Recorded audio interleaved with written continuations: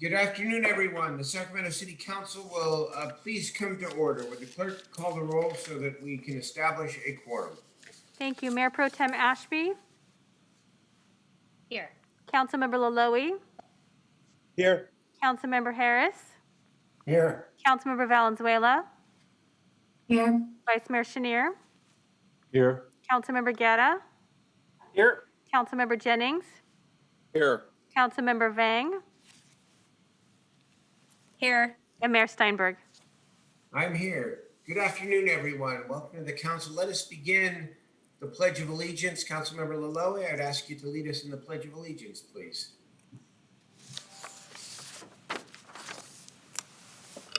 Please allegiance to the flag. The flag, United States of America, and to the republic for which it stands, one nation, under God, indivisible, with liberty and justice for all. Very good. Members, we've got a consent calendar. We've got 3 public hearings, and we have a discussion calendar item. Let us begin with the consent calendar. Are there any items, Madam Clerk, that need to be removed, or members, any items that you want to be heard or talk about separately? I have heard that nothing needs to be pulled, and I have no callers on the consent calendar at this time. I'll move Any consent, members? Mr. Mayor. Been moved by Councilmember Guerra. I'll second. By Councilmember Jennings. Okay, I'm not sure whose voice got in there first, but I think it was I won that one. it was Councilmember Vang, I believe. I think it was Councilmember Vang. We're going to go back and watch the tape, actually, to decide who. I think I got by a nose at the finish line. We'll get you the next time, Mr. Jennings. There we go. Okay, let's call the roll, please. Thank you. That was a motion by Councilmember Guerra and a second by Councilmember Vang. Mayor Pro Tem Ashby, Yes. Councilmember Laloe, Aye. Councilmember Harris, Aye. Councilmember Valenzuela, Yes. Vice Mayor Chenier, Aye. Councilmember Guerra, Aye. Councilmember Jennings, Yes. Councilmember Vang, Yes. and Mayor Steinberg. Yes.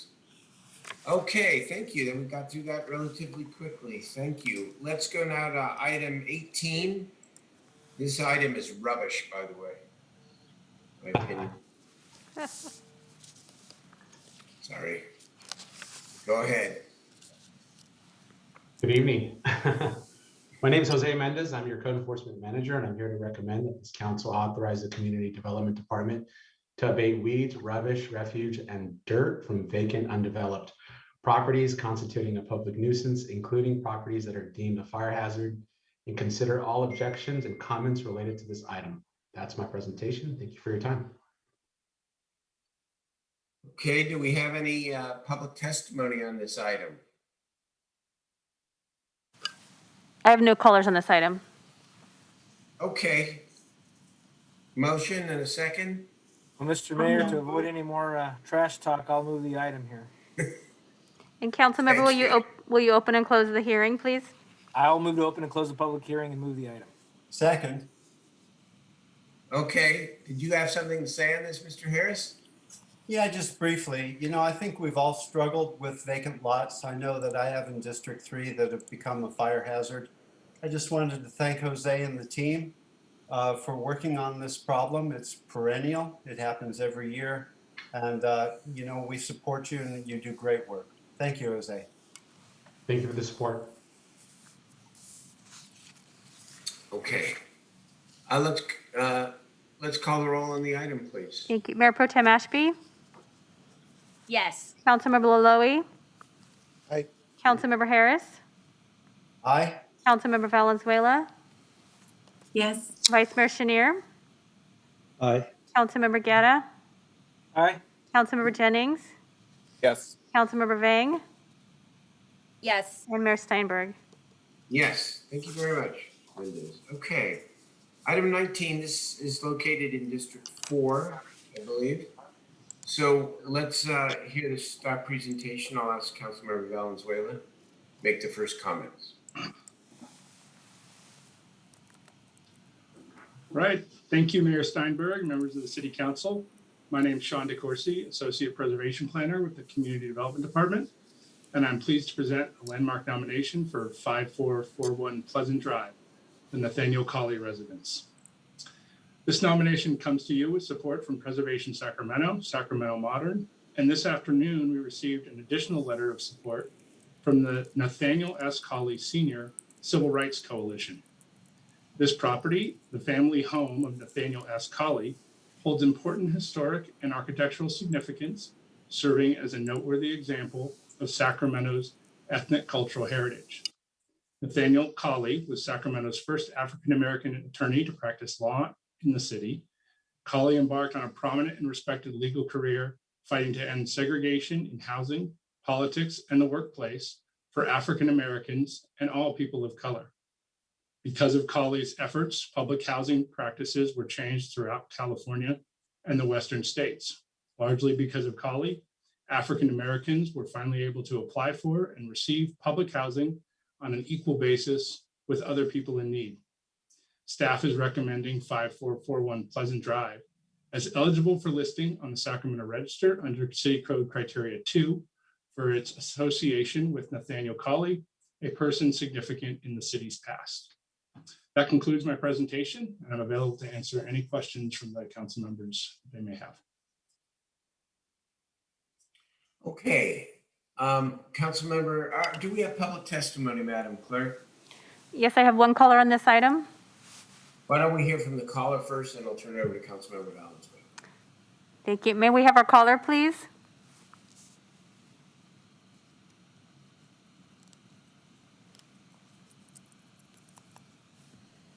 Welcome to the meeting. You have 2 minutes to address the council.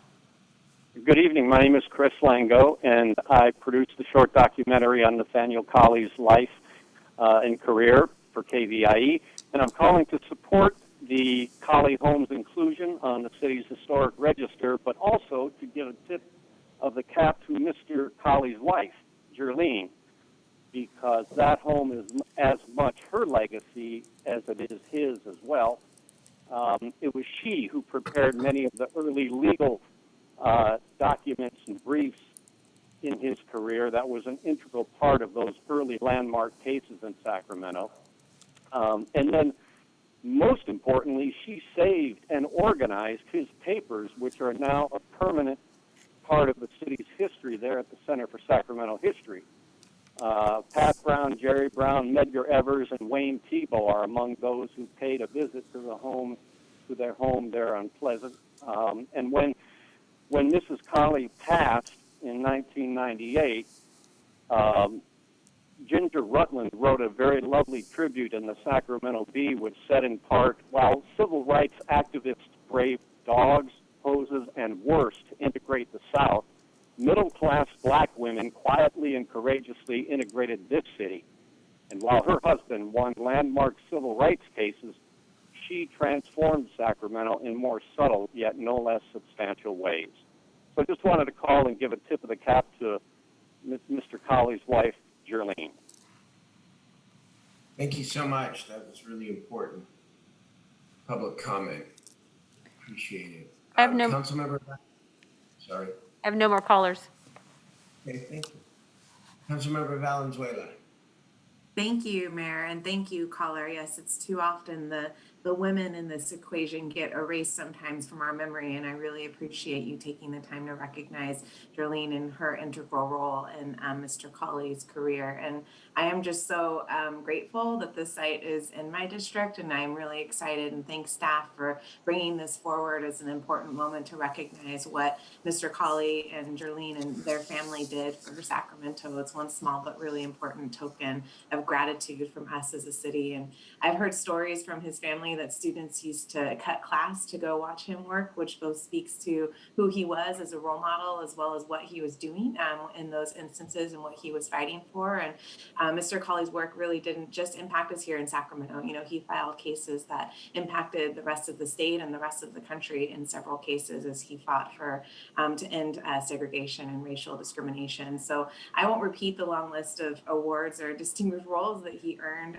during his career, but I do want want to say before I move this item that the fair housing issues that he fought for and that his wife fought for are still very present with us today. So this to me is marking his home as a landmark is both a token of gratitude for all he did, as well as us making a commitment to keep that legacy alive through our continued fight here in Sacramento and beyond. And with that, Mayor, I'd gladly and with honor move to open and close the public hearing. I believe, Mindy, that's the right way to do it, and move this item. Thank you. Thank you so much. Is there a second? Second by Councilmember Second. Jennings. Councilmember Jennings, and I'm going to call on him next. Go ahead. Thank you, Mayor. I had my hand up in order to second all the wonderful comments that Council Member Valenzuela just provided. Nathaniel Colley and his family, his wife and his family, are leaving a legacy for all of us in Sacramento. And this is something that will continue to inspire kids for years, families for years, as they understand his life and what he did in order to make it equal for all in Sacramento and throughout the entire country.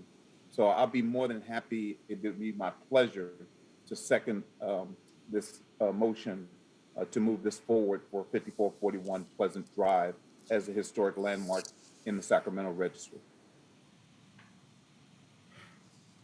It's really important that we do this and that we recognize the heroes and heroines of days that aren't too long ago. And I think Councilmember Valenzuela is right.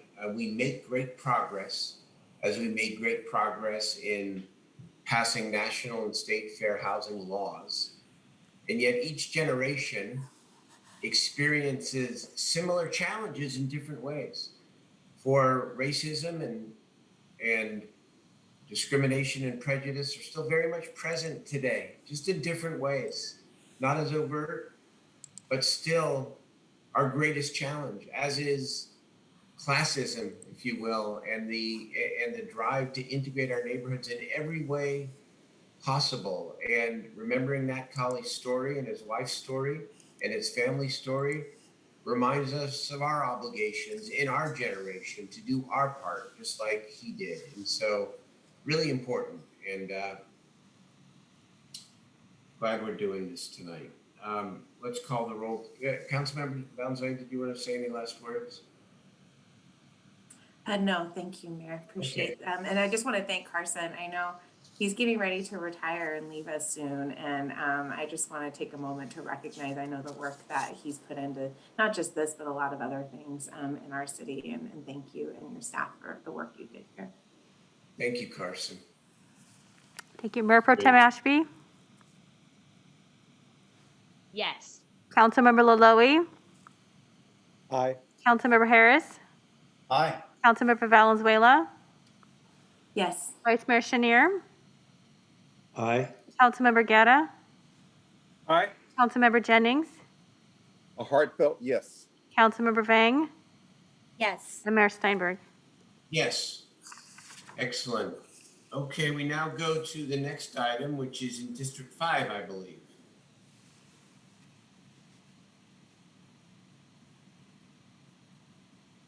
All right, thank you again, Mayor and members of the City Council. For the record, again, Sean DeCoursey, Associate Preservation Planner. I'm pleased to present the next landmark nomination on your agenda tonight for 1860 60th Avenue, the James C. Dodd residence.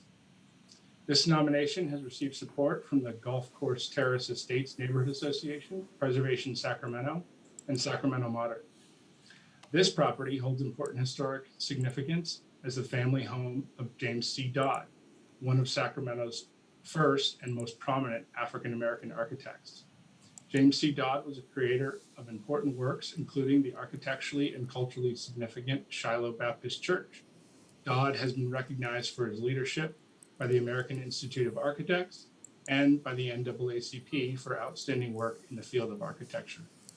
Staff is recommending James C. Dodd's home at 1860 60th Avenue as eligible for listing on the Sacramento Register under City Code Criteria 2 for its association with a person important in the city's past, and Criteria 4 for its architectural design by a creative individual and master architect. This concludes my presentation, and I'm available to answer any questions at this time.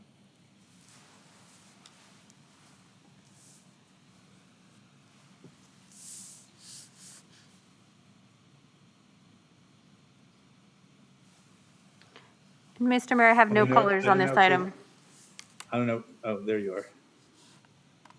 Happy to go ahead, Mayor. I'm happy to move this item, open and close the public hearing and move it. I'm honored to have both the home and Shiloh Baptist Church in my district and excited about this moving forward as well. So happy to move the item. I'll second. Got my bang in there again. Quick, she is quick tonight. Thank you. I have a motion by Councilmember or Vice Mayor Chenier and a second by Councilmember Vang. A roll call, Mayor Pro Tem Ashby, Yes. Councilmember Laloe, Aye. Councilmember Harris, Aye. Councilmember Valenzuela, Yes. Vice Mayor Chenier, Aye. Councilmember Guerra, Aye. Councilmember Jennings, A heartfelt and enthusiastic yes. Councilmember Vang, Yes. and Mayor Steinberg. Yes, very good. That's another unanimous vote. Okay, that ends our public hearings for this evening. Now we have a discussion calendar item on the master plan. Members, tonight, I'd like to get a verbal update from as many members who want to, not required, just to give an update on how your discussions are going with your community about siting opportunities as we move towards an intended early summer, June, I hope, vote on a master plan. 2, we want to review and get council input on what are called the guiding principles that have been developed for your consideration. 3, we want to discuss how we might bring back a formal set of good neighbor policies that would apply across the board. And Councilmember Guerra has done some important work in this area, and he and his subcommittee chairperson in his district, Ian Barlow, will review their framework, and then members can add in and we can have that discussion. Then I want to lay out a workshop schedule. Before we get into the verbal update from the members, I just want to take a minute to review why it is we're doing this again. The council voted the first meeting, I believe, in January with the new city council, voted 9-0 to approve the concept of a master siting plan. And the purpose of the master siting plan is to have the council make one decision at one time within the next several months that serves as the sites for all that we are going to need to reduce the numbers of unsheltered people in disparate parts of the city. What do we mean by shelter? What do we mean by housing? What is the master plan intended to encompass? Well, first and foremost, it's housing, permanent supportive housing,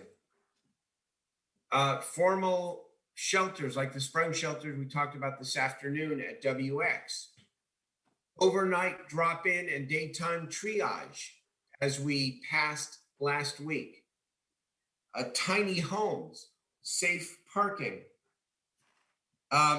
motel and hotel conversions, including Project Home Key and Room Key. And yes, safe camping, where we can designate places for large numbers of people to camp that are consistent with, that are in areas that are not as spread out as the current tent encampments are, and are not necessarily adjacent to business corridors and residential neighborhoods.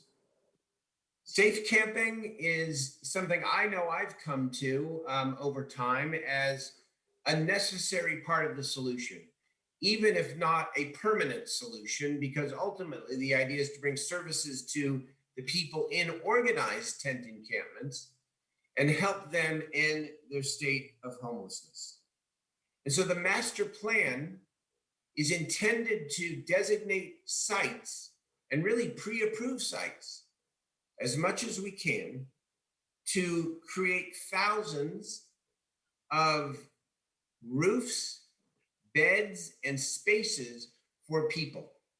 And I've not been shy about linking, because I think it's really important that we link the Martin v. Boise case and the desire to regulate for many people in our community, including me, the time, place, and manner where people can camp. The only way we can do that is if we create enough capacity to be able to offer someone who's camping where we don't want them to camp to a safe place where they can either camp or hopefully live with a roof over their head.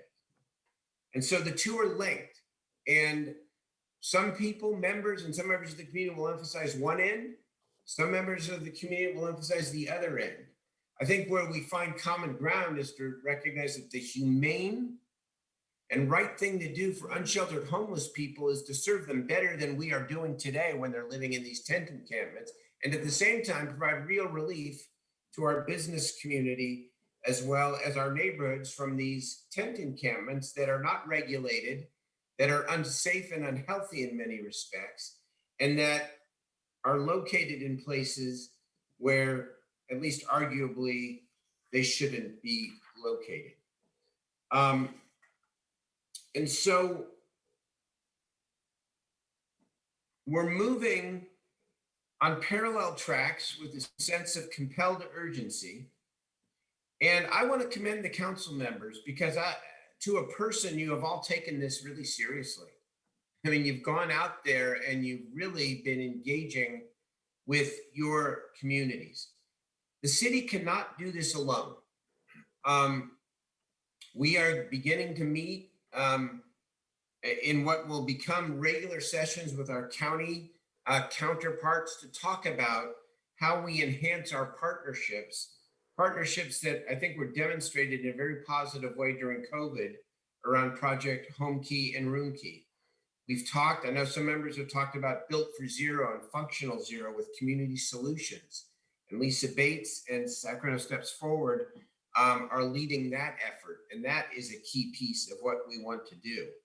And then we have another budget and stimulus discussion to be had in the coming weeks and months here in the city council. As you know, we're getting $121 million plus an additional 10 to 12 for homelessness itself, on top of whatever the state does in its budget with its significant one-time set of surpluses between its federal stimulus money and its existing surplus.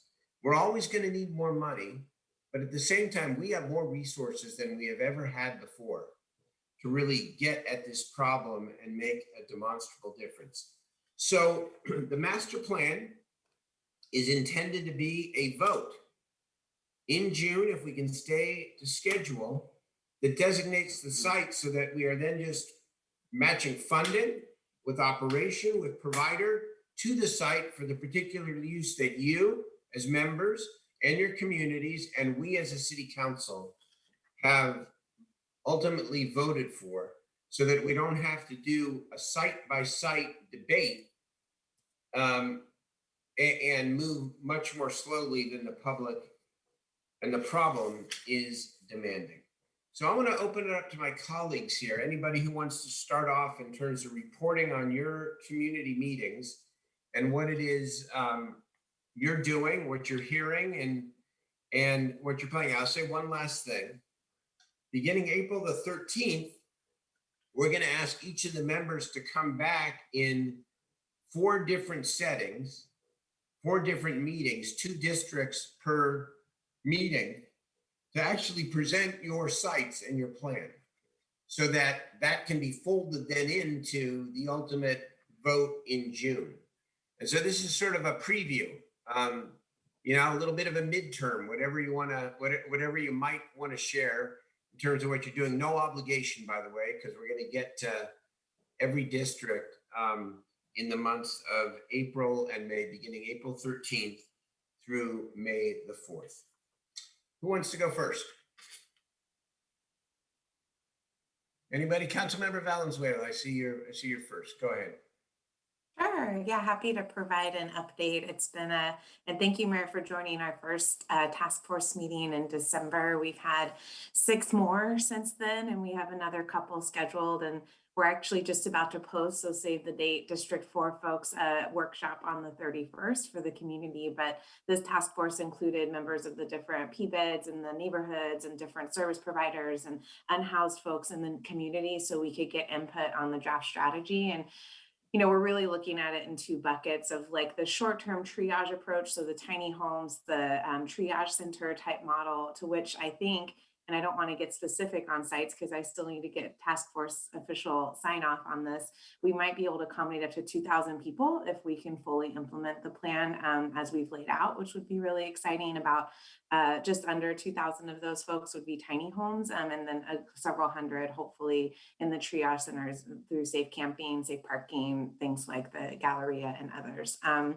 The other big part of the strategy is how do we bring existing properties into affordability? So District 4 is kind of unique because we don't have like a ton of vacant parcels that are currently in process for something. And so one strategy that I've asked the task force about is there's different models of bringing in existing buildings when they're listed. And one great example I actually emailed staff about the other day, the Holiday Inn on 16th Street is for sale right now. It's 130 rooms.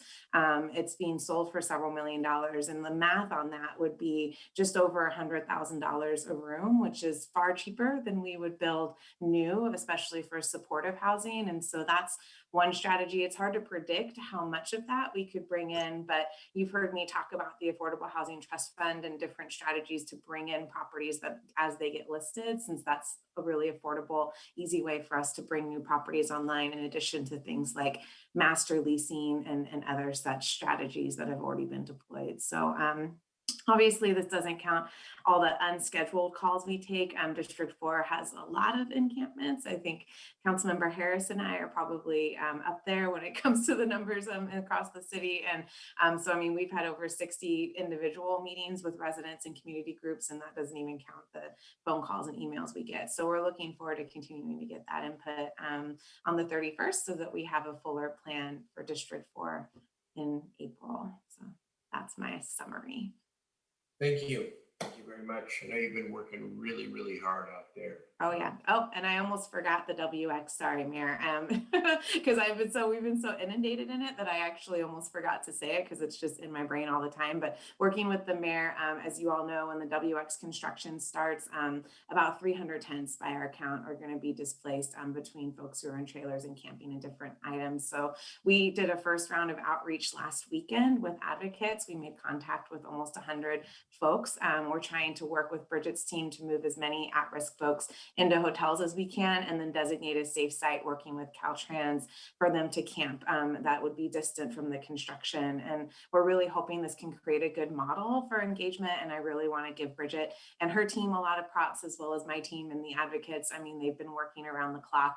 And as of today, I think confirmed that we're even going to be able to vaccinate everybody who's living under the freeway before they move, so that we can lower the risk, which I know a lot of us are concerned about, of COVID if we do any sort of congregate gathering. So that's another element of this in terms of the rapid response, that as soon as we finish with WX, we're going to have to turn around and probably do several levy project relocations for folks who are going to get impacted by those projects. So we've been implementing as we plan in District 4, and are hopeful to keep working with our colleagues to make this a citywide model. Thank you. Thank you. And very much. Councilmember Harris, Jeff Harris. Thank you, Mayor. Actually, I've been having these conversations for all the 6 years that I've been on council, but it's been pretty energetic since you introduced the master plan. I've addressed all of the community and neighborhood organizations in District 3. And what I found from those discussions is that people had very little cognizance of what we have done over time to address homelessness and what we're doing currently, and what our wins have been. So to these meetings, I brought Bridget Dean, Lisa Bates, Danielle Foster, and others to talk about what is actually happening in the homeless arena. And it was very enlightening, I would say, for almost all of my constituents to understand that, for instance, that we housed 2,700 people last year. That's an astounding number and quite a tremendous win. But, I worked hard to point out that it's a numbers game. Because of COVID, more people fell into homelessness than we could address. And so it's put us really at a deficit. So I explained the programs that I've worked on heretofore, like Railroad and the Sure Center, bolstering the impact team, and on all of those things, and the impacts that those programs had, but also the costs that were incurred to affect them. And I think it really was helpful for people to understand the depth of the need and the kind of siting possibilities that we are really going to need to address this situation. To my colleagues, a lot of you don't know, but I have 500 active beds in District 3, many shelters actually, most in the River District. I have some additional capacity in D3 at the old former CATC, or the Comprehensive Alcohol Treatment Center site. There's some opportunity there that we might be able to use. But, in the bigger vision, and it has come up, and we heard it at council not long ago about the courtyard campus model that is the Haven for Hope model that we might try to implement. And in speaking with Bridget Dean about this at length, my feeling is that a really great scenario that could happen would be to use a small piece of Cal Expo, maybe up to 20 acres out of 400, as the courtyard, and the Boys Ranch as the campus. So that's the vision. I think that we could have tremendous gains there. And I know that I have a lot of buy-in, certainly from my constituents, if we could open up a piece of Cal Expo. As you know, we had envisioned putting a triage center on Ethan Way, had designated it and funded it, and weren't able to consummate a lease with the Department of General Services. And so that moved to Meadowview. But all of these things are very important, I found, for my constituents to understand that we don't just sit around and think about homelessness, but that we actually have been very active over the years, but the numbers are not working in our favor, as you all know. So that's my update on what I've been doing. I think it's been pretty productive. Mayor, you also asked for input on the guiding principles. I was going to get to that in just a minute, but if there's nobody else that wants to report tonight on what they're doing in their district, why don't you go to the guiding principles? Were we gonna, I should ask my staff here, was somebody gonna present on the guiding principles, or are they just there for the council's review? Mr. Mayor, if it's okay, I'll report on mine when we do the good neighbor policy on District 6. Oh, that's fine. Okay, yes, of course. So what does everyone have the guiding principles in front of them? Yeah, and Mayor, I'll also go just with a quick report on D5 if you want to do it now. Okay, Jeff, we'll come back to the guiding principles in a minute. Okay, that's fine. Let's go to Councilmember Chenier. Yeah, just real quickly. I mean, I totally agree with Councilmember Harris.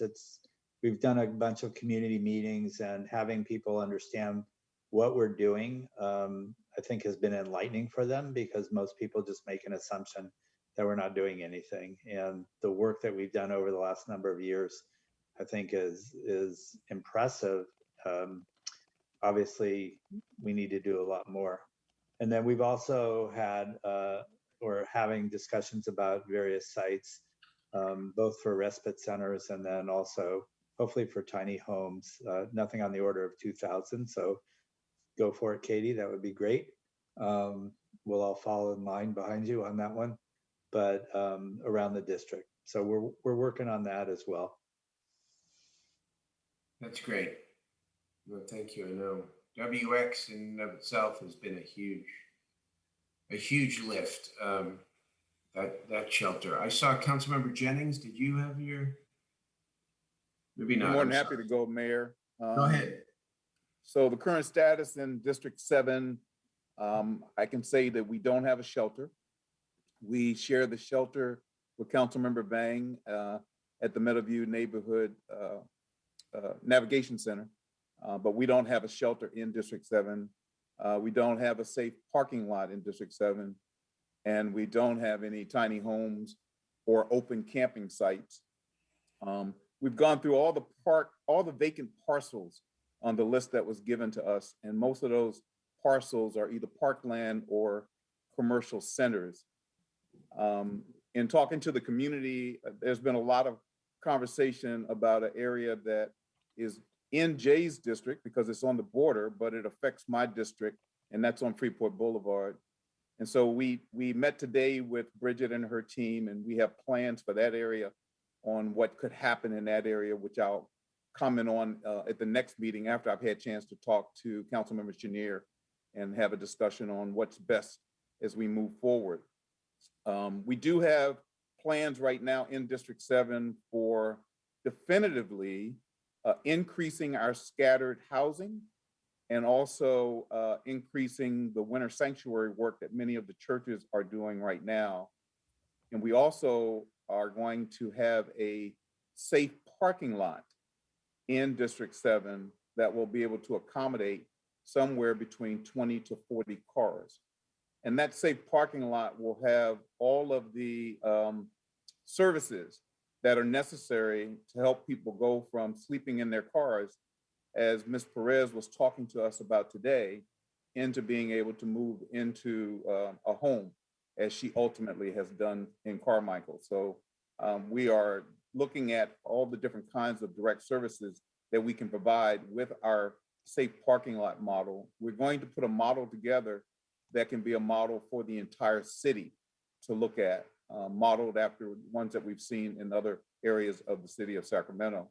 So as we move forward, my next report will be the implementation of the safe parking lot model, the winter sanctuary program, increasing our winter sanctuary, increasing the scattered housing, as well as maybe potentially tiny homes. And right now our number would be somewhere between 100 to 200 that we would be able to affect. Okay, appreciate the detail, really do, and the effort. Councilmember Jennings. Councilmember Laloe. Thank you very much, Mr. Mayor. Just to give you a quick update.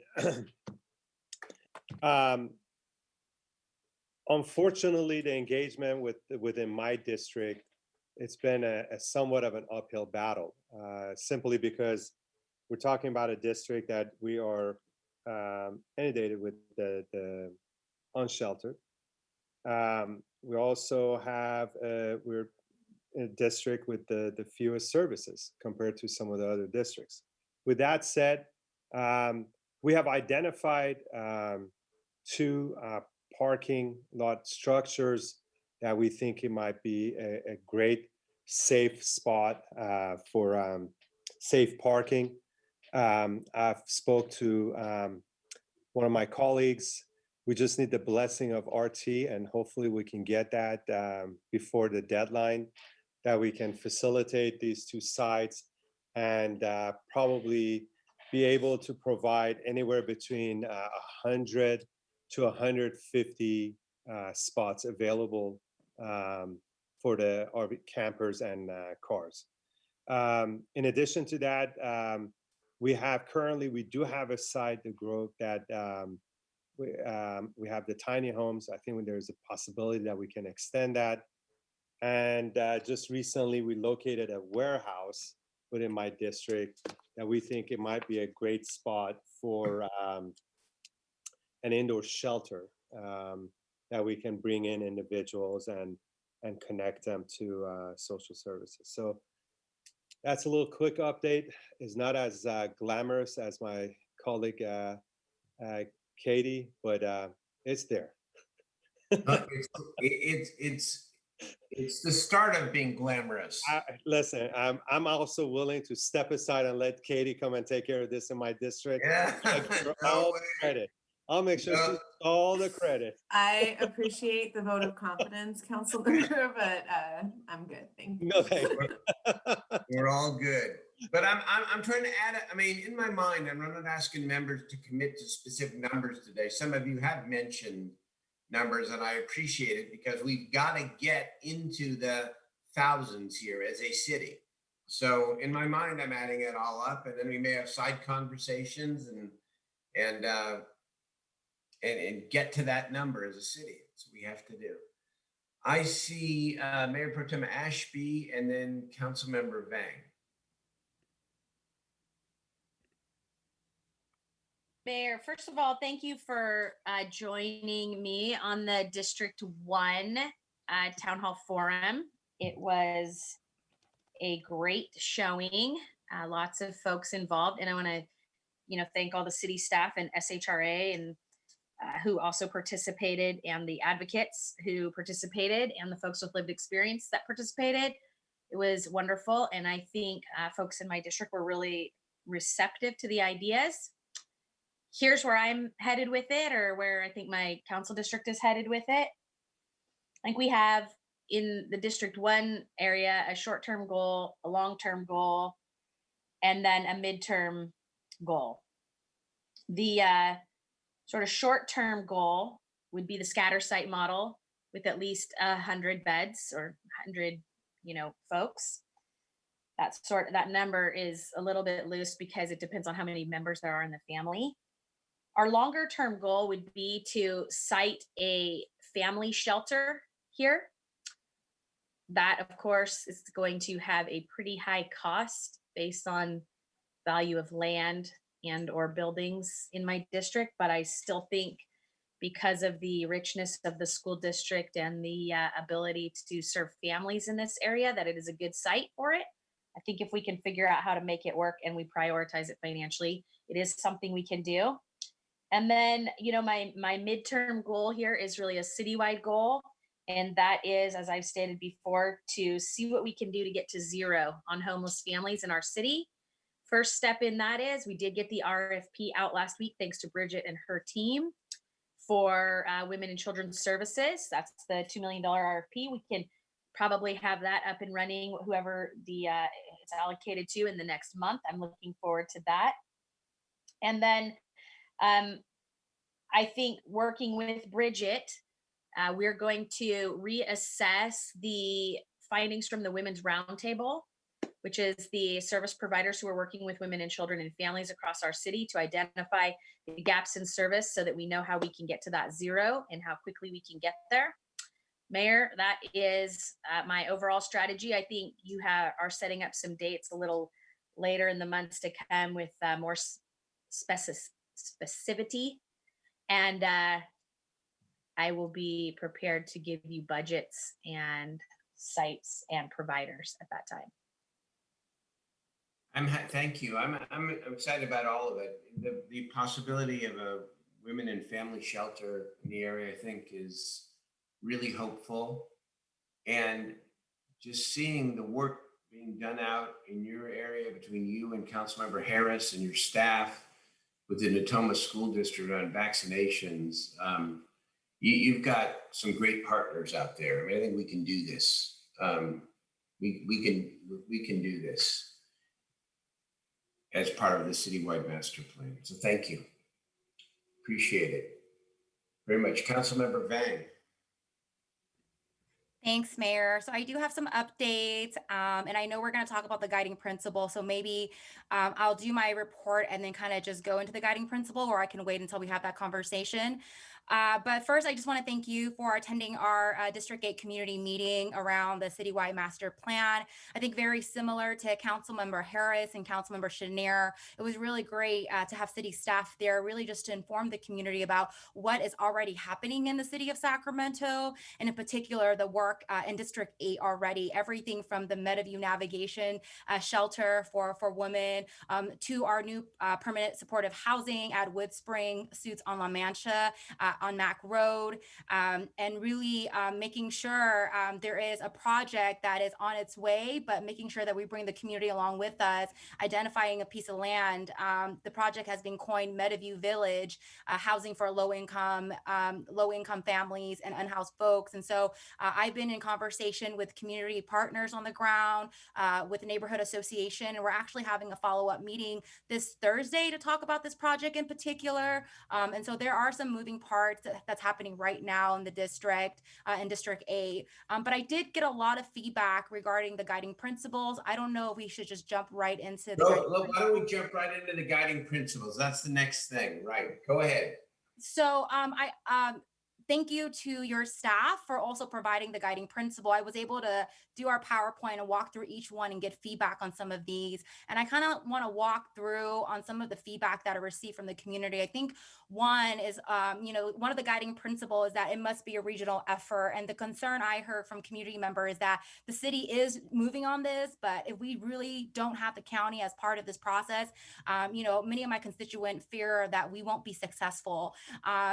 Folks also talked about making sure that our collaboration is also inclusive of school districts and independent charter schools that are actually serving homeless families, in addition to the county services. So folks mentioned that as well, and making sure that as we really move forward on this comprehensive plan and we're writing it, that our city, our partners, our county and our school districts are also part of that process. So I don't know what that conversation is right now, and I think we can talk about that, open to discussion.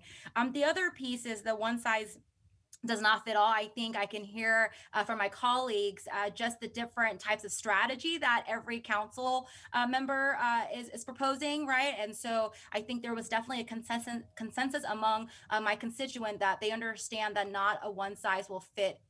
We can't have a one size fit all. And so making sure we have a wide range of solution, everything from safe ground to safe zone parking to permanent housing. It's going to be absolutely critical, not just for District 8, but in the city of Sacramento. Also heard a lot regarding the trauma-informed care services. I think there was a large emphasis on, we acknowledge that we have to get folks shelter, right? I always mention, we know that if folks are living on the street, they have a shorter lifespan, but if we don't have that critical service piece, then they're worried that, we're going to end up right here again. And the last piece that I heard loud and clear from community members was, which is also part of the guiding principles. And I don't know if we have these numbers, which is just one of my biggest concerns, but hopefully we'll be able to work through that, is really the data driven piece. I think there's the acknowledgement and the guiding principles, but, the constituent asked me a question and I wasn't able to answer, just very transparent, right? And I said, these are all really great questions. So one is, from the citywide plan, what is our desired result, right? At the end of the day, what is it that we're truly trying to achieve? I know there's a citing piece, but in terms of outcomes, right? And what are the performance measure that as a city, as us, as a governing body that we're going to be looking at? And how will we know? How will we know as a governing body that we've been successful? And the last piece is really making sure that we have benchmarks in the citywide plan. I mean, the data piece was probably one of the largest emerging theme that came from that meeting, and rightfully so, right? I think we owe it to our constituents as we're using federal dollars, state dollars, our local funding to make sure that we're meeting the needs of our unhoused neighbors, but we're doing it in a way in terms of best practices, because we are accountable to that. And I think that was the biggest takeaway from that meeting, was the data piece, that in this comprehensive plan, who's writing it? What is the data measurements that we're using? And I wasn't able to answer that to my constituent, hoping that I will be able to get those answers so that I could bring it back to our next follow-up meeting. So those are some of the feedback from the community meetings that I've held. Thank you. Look, thank you for kicking off the discussion on the statement of principles, because I think you helped us, Councilmember Van, get that discussion started. Let's have other members weigh in on that. Mayor, so I'd like to carry on with the principles. Yeah, go, Jeff. Go. So I forgot to mention to my colleagues, we have several of the sanitation trailers at the North Area Courtyard now, and we should have the balance of them, I'm thinking, by the end of the month. So keep that in mind, because I personally feel that in the very near term, we need to pivot to safe car camping and safe ground camping to alleviate the pressure on the streets and create safety, and then hygiene, which is a real big piece of the puzzle. So that's available to you as you look for sites. On the principles, Mayor, there's a couple of things, and I've brought this up before. I feel that we need to rely very heavily on staff as we build these principles and look at our measured outcomes. we have staff that should be part of the process. So when we look at community engagement or regional effort, you could say the city will draft the plan with consideration of and in consultation with staff and with our partners. That's one way to approach it. You could also put it in community engagement. The other thing in the principles that I think is important is to consider a discussion about functional zero, to actually think about, in terms of measured outcomes, can we actually reach functional zero with a specific population? And I agree with Councilmember Ashby that I would like to focus on women and children living on the streets, because I think we could have great success at bringing that to zero. And they are certainly the most vulnerable population out there. So that is something that I would like to focus on in the principles, to have a discussion, a very specific discussion about who we are going to address and in a time frame, and what our measured outcomes will be. I mean, if we just try to address homelessness generally, we will have a lot of wins, but I think that we can target and be more effective. So we're going to have a lot of programs to look at, a lot to sort through. Frankly, I go back to Larry Carr, who always said, figure out what you want staff to do, tell them what to do, and tell them how much money you have to do it, and then let them work the miracle. And I think that there's a lot of wisdom in that here, because I know that between Bridget and Danielle and Lachelle, they have enough experience to bring very valuable recommendations back to council. Thank you, Mayor. Thank you. I'm going to respond to your comments in a little bit. I think they're very thoughtful. I just have a few of my own. Let's get Councilmember Valenzuela. Thank you. Yeah, and I appreciate the pivot into this broader discussion and want to echo Councilmember Vang and on the data question. We talk a lot about how do we track? And one of the things that came up during our task force meetings that we've heard a lot from service providers, and the only way I know how to frame it is intensive case management, right? When you look at the Built for Zero and all these different models, what's different about them is they work off of a by name list, which we've always struggled with in Sacramento. And part of it's because it's just so many people. But right now in Sacramento with the Transitional Age Youth Collaborative, they are building a by name list. And what that enables them to do is really track individuals through and support them at each step. Because sometimes getting into housing, it's not the end of the journey, right? Sometimes that's just a step on the journey, and they might need support, or something might happen, or maybe they need ongoing case management. And so there's a principle in here that I think is missing when it comes to this person-based approach that we could really start institutionalizing and following, so we really know and are making sure that it's the right solution for the right person, and that person's really helping guide their own journey and in partnership with folks. And I think we've seen that in some cases with our navigators, very just on their own, because they're out there and they're building relationships with folks, and they build that trust, and then they can convince someone to try to call their family that they've been disconnected with, or they convince somebody to take a step that maybe they couldn't have taken without that relationship. And so that's one thing that has come up again and again, is something that I think is worth adding on as a layer on top of the siting plan, in terms of thinking about how do we track what's going on. But then the other end of this comes into how do you stop the inflow and how do you accelerate the outflow, right? How do we address the reason that so many folks end up being homeless? And there's a range of reasons, right?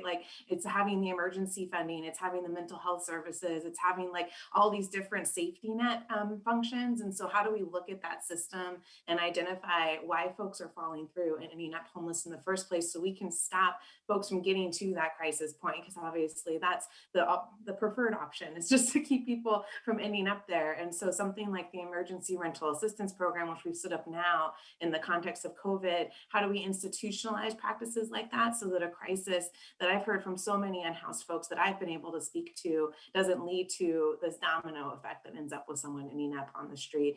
And then how do we hold ourselves accountable for the exit? And this is something that we as a city have a lot of direct authority over how are we increasing those extremely low income, those supportive housing units, and how are we making sure that like folks are able to move into that space. And that's the missing link in our continuum right now by far. I think I've talked to folks that, you talk to SHRA, you talk to these other folks, and it's like you ask them about placement. It's not hard. It's just sometimes there's not enough resources there, and they know how to do it, as Jeff mentioned, when it comes to master leases and case management. But like we really also need to focus on the data system of like, how are we holding ourselves accountable for increasing the extremely low income and supportive housing stock so that there's more options available and they can help more people because they need less subsidy to get people into those units. And so those are a couple of additional principal points to add into the data collection piece, but also the additional sort of just case management approach that I think we should look at. Yes. Thank you. I want to address this issue because it is a key issue that Councilmember Harris and Mayor Pro Tem Ashby brought up about functional zero, especially for women and children. And let me just say, I'm going to say it this way. First of all, I totally agree with you that that ought to be a goal. And I would even say it ought to be our priority. But I want to be clear, and I'm not saying that you have a different opinion, but I worry about the implications. So I'm just going to state my opinion. It's not enough. It's not enough to provide the relief to not only the people on the street who don't fall into those categories. It's not enough for our communities who are asking for a relief from these spread out tent encampments everywhere.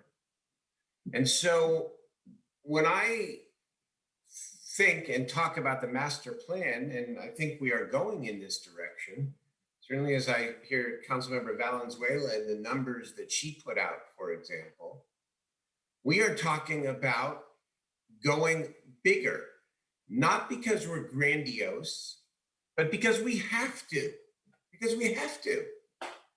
If we don't provide relief to our communities here and provide the capacity with our county partners, with our other regional partners for thousands of people to come in, then we're not doing enough.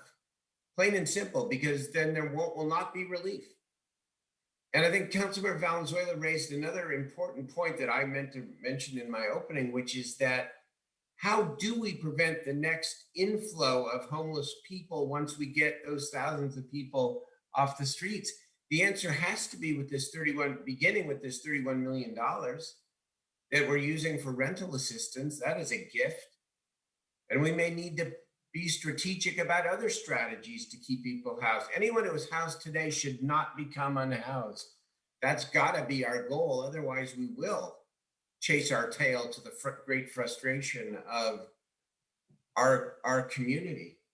But I just wanted to, it may not even be distinguishing what you are saying, because I agree with what you say. Mayor. And I agree that women and children should be a priority, but we have to do more than that. Go ahead.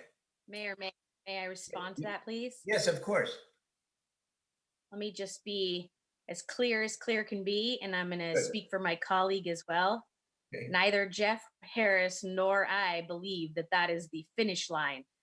But I hope nobody walks away from this thinking that Councilmember Harris and myself think that if we get women and children to a functional zero, that our job here is done. We don't think that.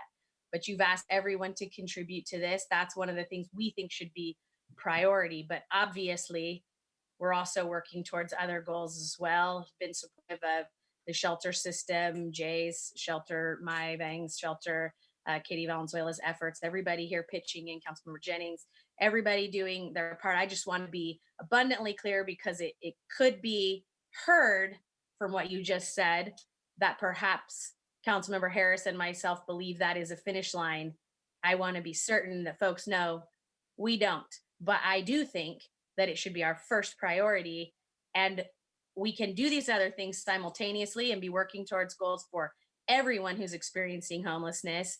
I just don't think there's any excuse for the city of Sacramento to have families on the street. I think we should have enough solutions for that in a short order. And some of the other issues are more difficult and more challenging. Doesn't mean we don't persistently seek to solve them, I think we absolutely should. And I know Councilmember Harris, particularly as the person who championed railroad, agrees with me. So I just want to be abundantly clear so that nobody misunderstands what you're saying there. or No, I'm attributes it glad. to staff. The only reason I said it was because I didn't want there to be a misunderstanding. I know that, but it needed to Good. be just said by all of us here that our goal is larger. That's all. Thank you. All right. Now let's shift into the good neighbor policy. And this is where I'll turn it over to Councilmember Guerra, who can both give an update on District 6. I know he's been working very hard. And on the work you and your community advisory committee have been doing around good neighbor policy that could be, again, intended to be a potential template for a citywide good neighbor policy. So go ahead, Councilmember Guerra. Well, thank you very much, Mr. Mayor. And I don't know if we were going to have our staff put the PowerPoint up or not. And if Why not, don't you give your District 6 report first? Yeah, well, it's part of it. So we tried to Okay. save some time here. So Got it. So got it. I do want to thank you, Mr. Mayor, and I also want to thank all of the community who's been involved with our team here.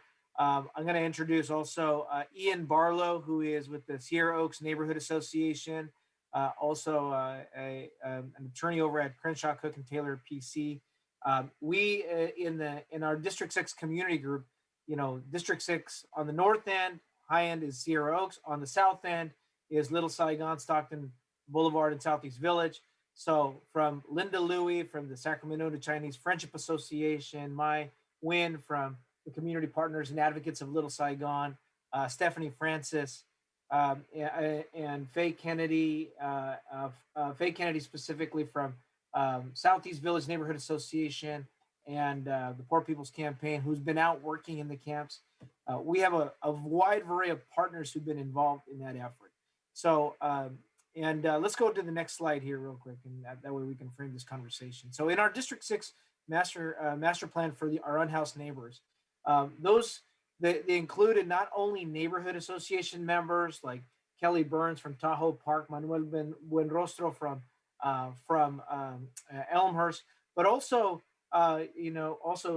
Linda Wood from College Greens, who also was a former past president for the Sacramento area realtors, who have been helping us also get at the big issue of finding sites and locations and real estate. That has been our biggest challenge in District 6. To help her, we've also enlisted the support of the president and chair of the board for the Power and Alliance, Eric Engelmeyer, who with Jackson Properties, and the chair of the board, and 42-year business owner on Stockton Boulevard, one of our longest Black-owned businesses, Elgin Bradley, who has been working also directly on Stockton Boulevard to look at also those sightings there, and working with some of our future housing partners who are also part of the housing committee. So I want to do a shout out to Roberto Jimenez from Mutual Housing, who has not only done affordable housing on Stockton Boulevard and Lemon Hill, but we're looking at the San Juan Motel site that could be up to another 150 affordable housing sites on Stockton and Fruit Ridge, as well as Stephen Dobbs from Mercy Housing, which is already doing permanent affordable housing. We have a motel retrofit that is helping those who are unhoused, and it is a permanent supportive housing site for Mercy Housing, and looking at 250 units also at the old John's Furniture site, where we currently have a pretty large encampment on Stockton Boulevard and Lawrence near that John's Furniture site. I also want to recognize Dante Williams, who is one of our unhoused neighbors, who has been calling in and being part of all of our meetings and giving us also a insight from an experienced point of view. And last but not least, I want to thank two neighbors of District 6. And part of this is to be in this committee, you had to live in the district or be a business owner district, or someone basically who had skin in the game here. And so Scott Clark with South Tahoe Park, who also is doing all the data work for Sacramento Steps Forward and giving us all this great data. And Mike Jaskey from Glenbrook Park with the Sacramento area congregations together. And all of this group together pulled together into subgroups. And those subgroups helped us define a three-prong approach of looking at an emergency short-term solutions, much like we opened up on Lemon Hill, which now we've served over 150 people since we've opened up in the last 2.5 weeks, and the space for safe parking. So we've got a container for folks to bring in their belongings as well. And, you know, Councilmember Harris, love to work with you to get one of the portable shower trailers there. So folks who are coming in, it was cold and wet in the last few days, and we saw a dramatic increase in usage. I'm sure we can definitely use some of our unhoused neighbors to have the ability to take a shower as well at our short-term site. Our midterm solution, St. John's program for real change, the program expansion. We worked with them, and we are working. They're in District 6. They're an 18-month program. We recently worked with Home Aid and also through the Home Key program. Very exciting that right now we are in the groundbreaking of the manufactured homes. We will be able to serve up to 60 individuals that are women and children in District 6.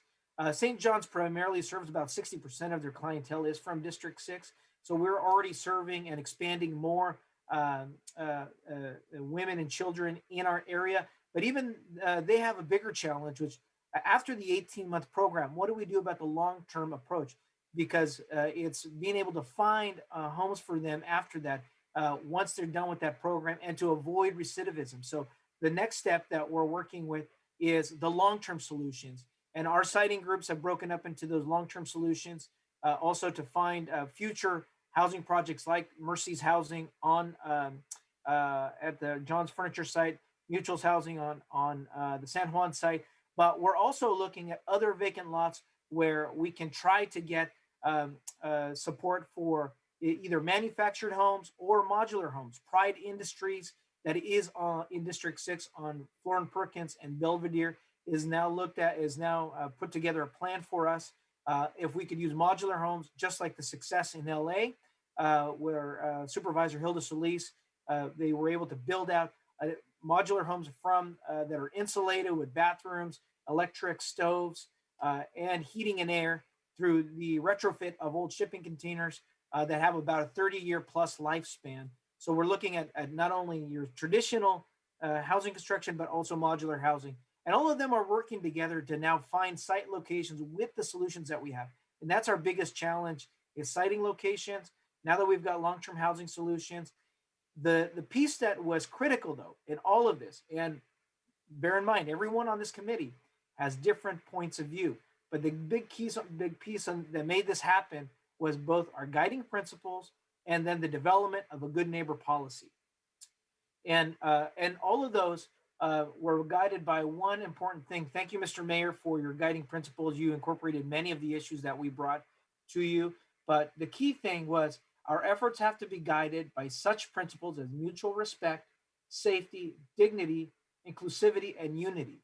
And that comes across from every aspect: business, residents, the unhoused, the advocates, everyone working in that and making sure that we're working together. So over 18 individual working group meetings, 2 community meetings, a number of neighborhood association meetings where we've started talking about this, and 2 more to go, one in Vietnamese and one in Cantonese, where we're going to be engaging all of our community in that area about the good neighbor policy. Because without the good neighbor policy, that is multi-directional. It's just not about a site or a shelter or a housing solution and how it interfaces with the community. It's also how the community also shares that equal ownership and respect in that process.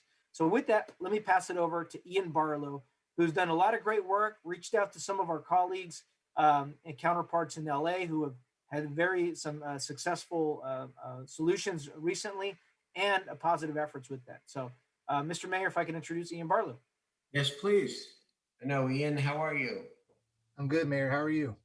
Good to see you, man. Thank you for joining us. Thanks for having me. Thank you, Councilmember Guerra, Mayor, members of the City Council, and staff. So as a subcommittee member for the District 6 Working Group, we've been trying to develop a policy or a memorandum of understanding to help various stakeholders navigate what's a complicated effort, assisting the unhoused in collaboration with community partners such as neighbors, local businesses, clients, and program operators. And as Councilmember Guerra said, by way of background, we had a lot of discussions with looking at examples in other cities. And we started off actually with SHRA's model policy. And then from there, looked at examples from an array of communities like Portland, Orange County, Bakersfield, the Port of San Francisco, even a municipality in Canada. And a few weeks ago, we had the privilege of speaking with Councilmember Monica Rodriguez's office in Los Angeles. And she talked, her staff person talked about the efforts around a winter shelter in Pacoima and the good neighbor policy that was instituted around that site. And so our subcommittee's efforts have really focused on developing this memorandum of understanding. And the key term that's cut across all the examples that we've seen across different cities, different models is really this key term, understanding. Each model that we looked at had some element of a concerted attempt to understand the needs and experiences of individuals and families experiencing homelessness, while also understanding the perspectives and potential impacts for neighbors and local businesses. So as a subcommittee, our hope is that the policy that we're trying to develop will help paint a picture of what we want to see in this master plan and help us envision ways for bringing out the best in our community and its stakeholders, and hope that it will provide a roadmap for how we can all be partners in this endeavor. And so we attempted to capture these goals and into a purpose statement from the onset of the Good Neighbor policy. And in the first slide, there's an example of that. Our Good Neighbor policy is designed to recognize the need for communication, understanding, and mutual respect to foster positive relationships and proactively prevent issues that a site may encounter when operating out of a location adjacent to residences and/or businesses. And this policy and the goal statements also recognize that we can't achieve collective success without it being a collaborative effort. And so we've tried to build that into the overall project and statement as well. And as Councilmember Guerra said, this is guided by core principles, and we're building that into the policy. Core principles like humanization, destigmatization, education, mutual respect, support, and dignity, maintaining a safe, peaceful, and clean environment, and importantly, open and honest communication. And we've baked that into the Good Neighbor policy itself. In the purpose statement, we've included a clause that says, importantly, in working with the community, the program operator can make a positive impact on the neighborhood surrounding the program site and contribute to an ongoing effort by the residents and business community to improve their neighborhood through community unity, the promotion of ethical action, destigmatization, and community education. And so with that, we're now focused on what the core components of this Good Neighbor policy are going to be. What are the provisions? And we're in the process of developing those now. And looking at the next slide, which would be slide number 4, it's an example of sort of a list of those different components. Starting off with a statement of inherent rights that all of the stakeholders to this effort, facility operators, facility staff, partner entities, clients, visitors, businesses, neighbors, that they all have a right to be treated with respect and dignity, personal safety, safe and quiet enjoyment of property and public spaces, and to receive services to meet people's needs. We lay out mutual goals and goals of the policy, where we express a common desire to support diversity and inclusion, support and foster the success of clients, respecting others and their property, maintaining a peaceful, safe, and clean neighborhood and community. and that in order to accomplish these goals, all parties are united in support of the commitments described in the policy itself and the provisions that fall within the policy. So we also have a provision that where we can lay out the summary of the program or the site. We have a provision for potentially establishing a program advisory committee to efficiently and effectively resolve disputes that might occur around a program site, and that any disputes can be timely addressed. Communication guidelines, and we talked about communication and collaboration being a key to the success of all of this. But can we have an email list or a 24-hour hotline? That's something that Councilwoman Rodriguez established in Los Angeles, a 24-hour hotline for folks to call, where then the call logs are gone over with staff and determine how the disputes are resolved and whether or not they were resolved successfully. What kind of issue resolution program can be instituted where stakeholders can participate in collaborative problem solving? Some kind of issue resolution program that can be used to promote, and this is important, direct, respectful, and civil communication to address any potential problems. And then an issue resolution process that can encourage a sense of safety, inclusivity, welcomeness, and investment in the neighborhood. And then we have some potential core provisions directed to the actual operations of the program site. And this isn't meant to be necessarily directive. It could be a menu of options for the program site to consider. But at minimum, we think guidelines that should guide the operation of the program to operate successfully in the community. And some of those provisions revolve around signage issues, and these are just examples. Addressing a potential obstruction of public entryways and sidewalks, driveways. Can we have a provision related to noise, loitering, potential waste and cleanup, those sorts of nuts and bolts issues. And then, what kind of on-site services are going to be provided by the program? Should we have provisions in the Good Neighbor policy that spell some of that out in terms of setting expectations? Will the program be serving meals?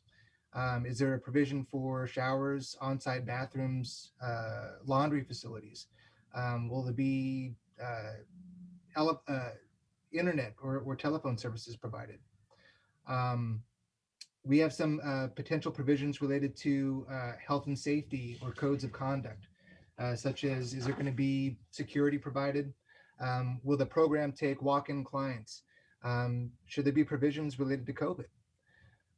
So these are all sort of components that we're continuing to develop and work out within the subcommittee. And importantly, yep. Oh, go ahead. Are you almost done? If you're almost done, I'll hold off on my question. I am, Mary, definitely. Okay. And then the important part of this is for there to be some kind of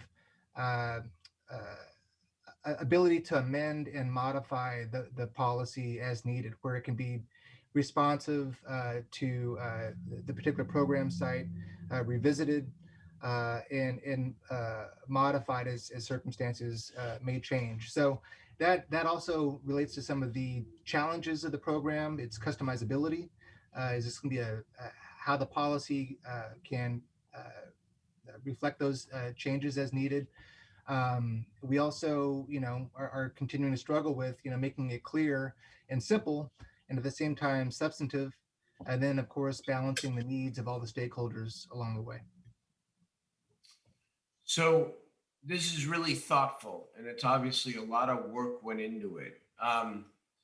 Given the number of facilities and or campgrounds that we're planning to have in order to, again, make a deep impact on this issue, there's going to be a desire for community groups and for council members to sort of have a standardized, call it plug and play document that can be adapted to a particular project, but is not that complicated to draft because the work has already been done. So my question is, how do you translate what you just laid out with a very specific set of principles into an actual document that the council or members, the council could either adopt uniformly or the council members could use as a guide or a template for the projects in their districts?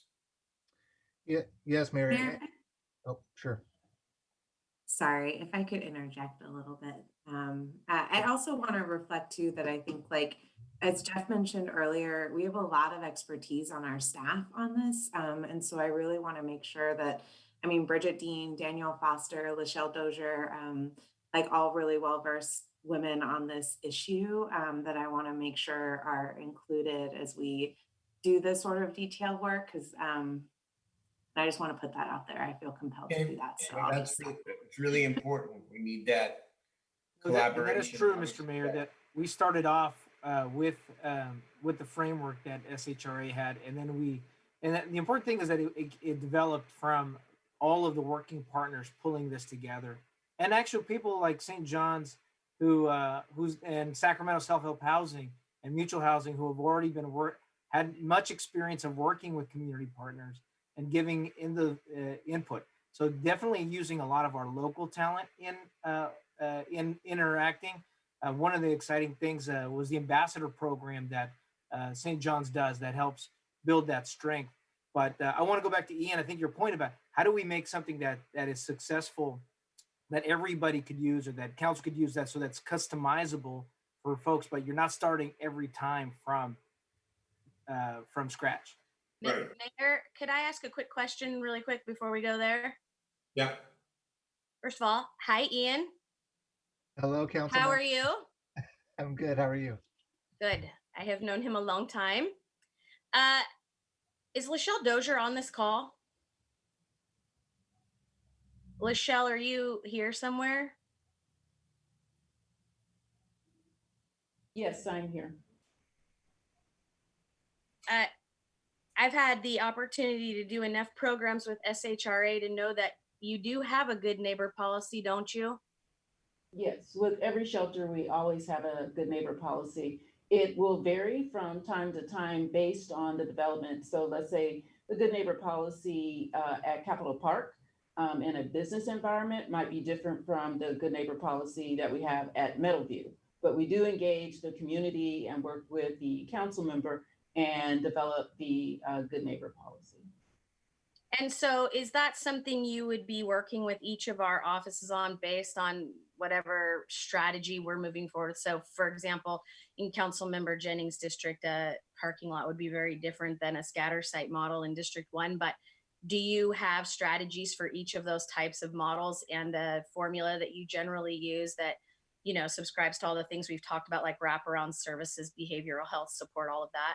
Oh, yes, we look at all of those types of things. It, you know, and like you said, it depends on what type of development that you're working on.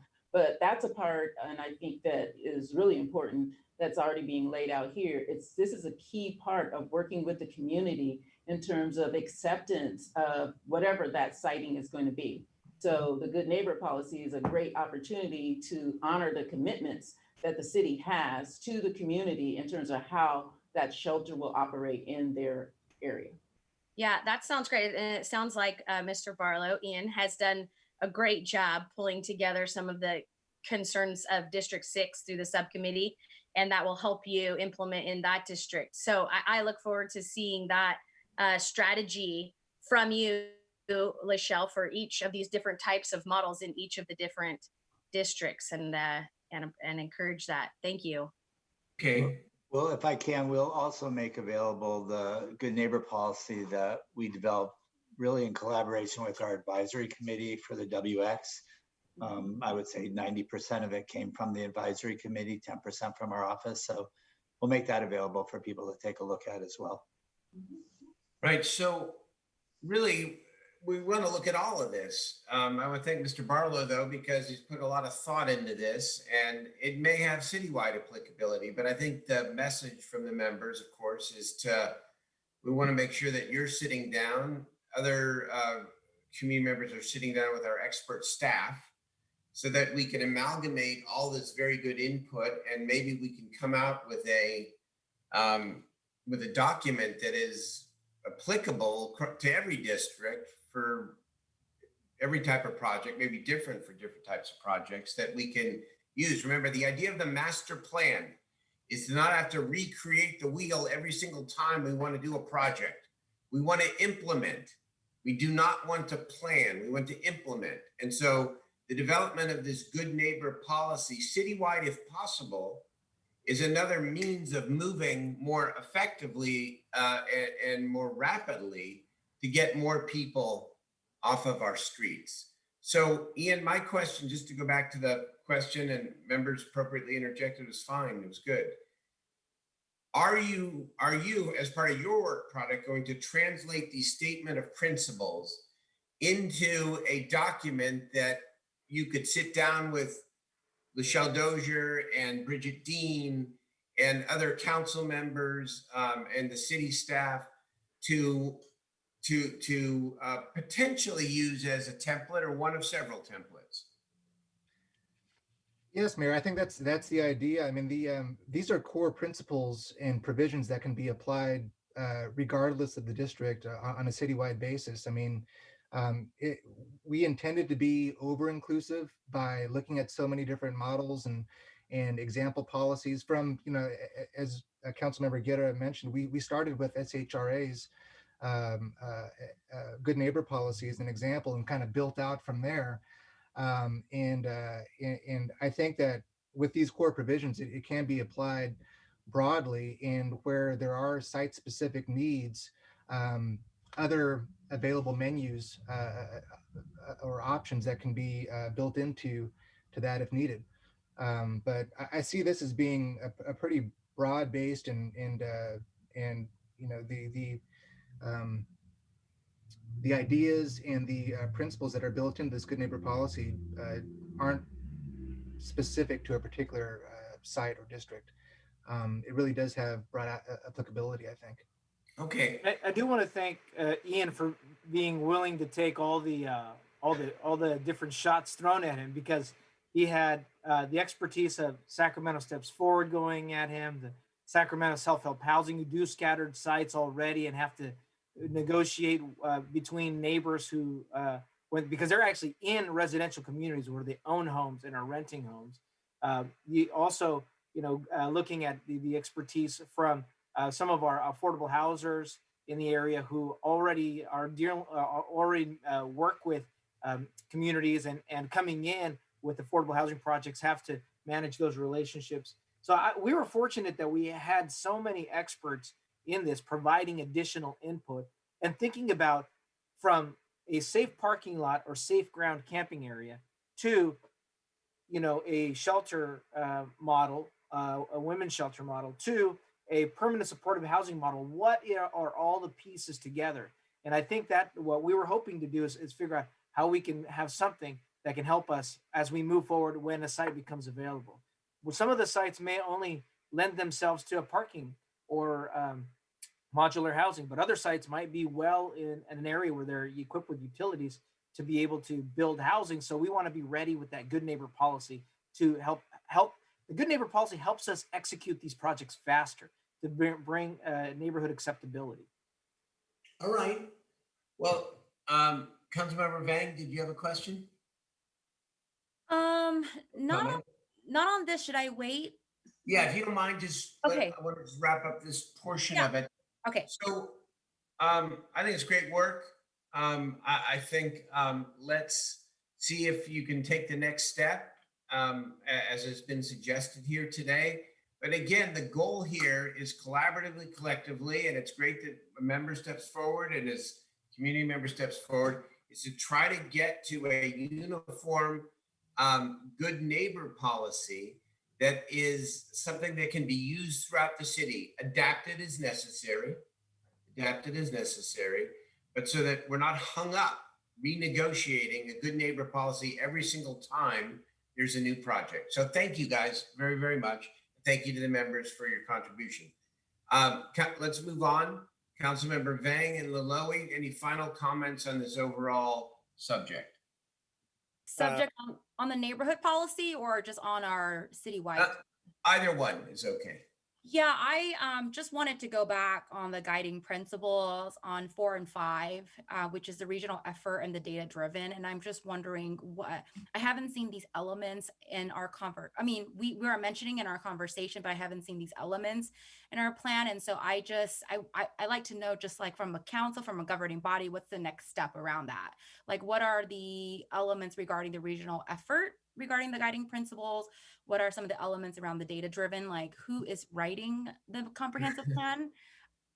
Well, right now it's my staff, Julia Burrows, my senior policy advisor, is taking the lead and doing a great job, really great job. And so I think what we're going to do is take all the input tonight on the statement of principles and try to get out another draft, so that it's reflective of your point of view. In terms of the region, that is and our work with the county, that is a continued work in progress. I know I've got a meeting this week with county leadership, and we're going to come back, I think, with having to fill in some of those blanks at this point. But okay, so we'll try another draft with your input, with everything we've heard tonight, and anything you want to tell us, me personally or Julie, after the meeting from your community or from you. We'll seek to put it into the next draft of the document. Fair? Mr. Mayor, if there's one thing that we forgot to add here, is in all of this, one of the things that all the providers and everyone involved, from those who are working with those that are unhoused in some of the camps and sites, we don't want to overcomplicate an existing situation where we have so many complexities and so many providers. So as we do our whatever, either just a policy or how do we do district by district, we can't add more complexity in an already a bit of a disjointed system as it is, because that'll hurt our efforts to help people transition through different phases of where they're at. So I think that's the only thing that I would add to the that I forgot to add about the guiding principles. That was pretty well said by everyone who is day-to-day working with those who are unhoused. Agreed. Okay. Thank you all for a great discussion. There's tons for us to take in here and to come back. And again, we'll begin the individual council workshops, or there's more specific reports back, beginning in mid-April. So thank you. Is there public testimony, I should ask, Madam Clerk? There are no callers on this item. Okay. So that is the council agenda. For the other council comments or public comments on items not on the agenda. So, Mr. Mayor, Mr. Mayor, I believe you wanted to adopt the council schedule and work program outline on this agenda item. And I do have some, Well, did you? Yeah, I want some flexibility here, but I want to identify the dates of April 13th, April 20th, April 27th, and May 4th for the more specific reports back on the district presentations. Okay, but I'd like some flexibility in terms of the order. If that's all right, I'd take a motion on that. So moved.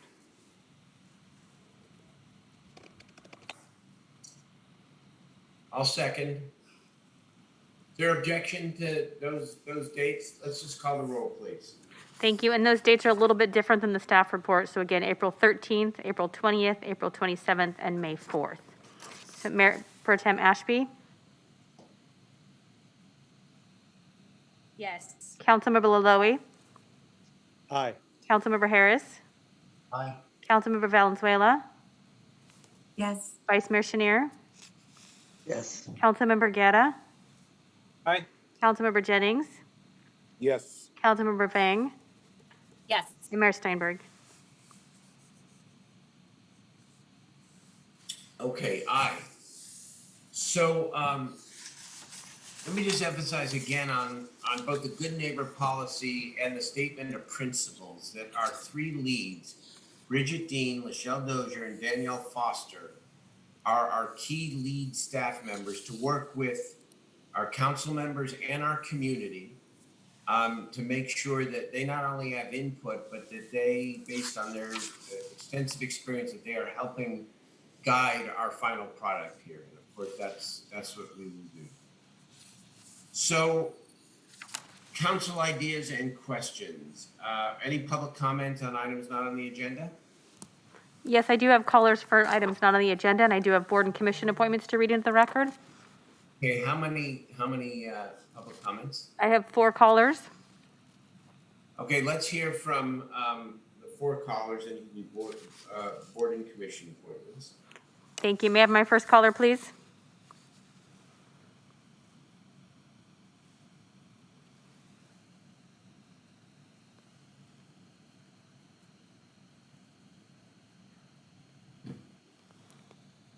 May we have the first caller, please? Welcome to the meeting. You have 2 minutes to address the council. Hello, city leaders. My name is Steve Lightstone. I'm one of the coordinators for the West Pocket Neighborhood Watch. We're a group of homes in the Pocket area north of Garcia Bend Park. On February 23rd, the Central Valley Flood Protection Board ordered Maintenance Area 9 crews to remove 2 Army Corps gates that have now opened up a 2.2-mile section of the Pocket levee, both public and private, to vehicle access. The city, flood board, and the Army Corps were notified by us immediately of what we called a huge safety and security concern. In the last 3 weeks, we have witnessed many vehicles on the levee, some after midnight. This last weekend, 4 motorcycles endangered Camilo Waldorf school children and tried to run me over. Sunday, 9 motorcycles endangered our neighbors, including children and the elderly. The flood board is responsible for creating this escalating dangerous problem. No one from the flood board has responded to this actually until a few minutes ago. Councilman Jennings' office has at least recognized that there is a problem and communicated with us. We were told our only recourse was to contact our state senator and assemblyman. Jennings' office states they need a permit from the flood board to secure the levee. The levee is a mix of city-owned property and private property. The city of Sacramento is not protecting public safety by not securing vehicle access to the Pocket levee. We are fearful of our neighborhood safety. We have called the levee and the Pocket sometimes a lawless, nebulous zone that no government agency claims ownership of. On Sunday and in the past, the city has responded to 911 calls by dispatching park rangers. The city police think the levee is a park. The park rangers are unaware the levee is not a bike trail. The city police even sent a park ranger to a 911 trespassing call, and the park ranger was unaware he was on private property. Because our city government and various state agencies refuse to take responsibility for the levee, our local law enforcement is even confused. I'm asking the city to please take responsibility. Thank you for your comments. Your time is complete. Will you make your final comment, please? I'm asking the city to please take responsibility for this and reinstall the fences before somebody gets hurt. Thank you for your comments. Next caller, please.